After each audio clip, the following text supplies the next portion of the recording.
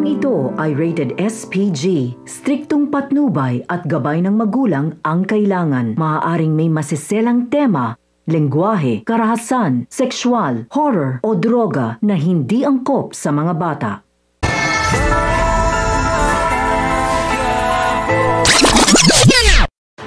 Ang mga dapat nating abangan sa FPJ's Batang Quiapo. Kampanting-kampante si Rigor.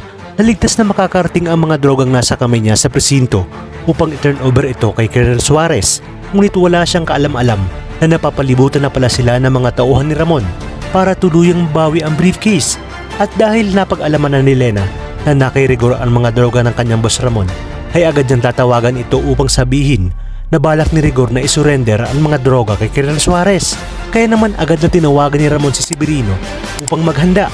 Habang tumatagal ay unti-unti nang nakukuha ni Lena ang loob ni Rigor, kung kaya't di magtatagal ay maisa sa katuparan niya na rin na tuluyang masira ang pamilya nito.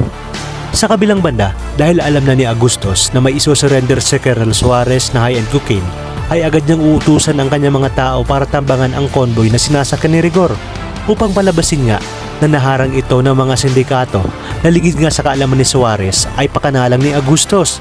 Ngunit tila dito na magkakagulo dahil hindi lang pala sina Severino ang nagtatangkang agawin kay Rigor ang mga drogang hawak nito, kundi pati na rin ang mga tao ni Agustos. Gulat na gulat si Rigor nang tapunan ng tear gas ang kotse ang kanilang sinasakyan.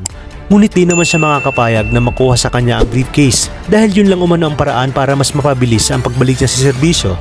Dagdag pa ni Rigor na sa oras na makuha sa kanya ang briefcase ay paniguradong hindi na siya makakabalik sa serbisyo at baka questionin pa kung paano ito napunta sa kanya, kung saan na plano niya na nga ang ganitong sitwasyon at ididiin niya si Tanggol na kasabwat umano ng mga sindikato.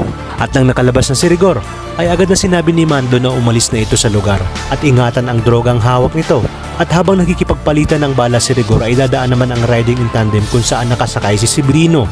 Ngunit bigo siyang makuha ito at tumilapon lang sa kalsada, kung kaya't dito magkakasubukan sina Rigor at Severino.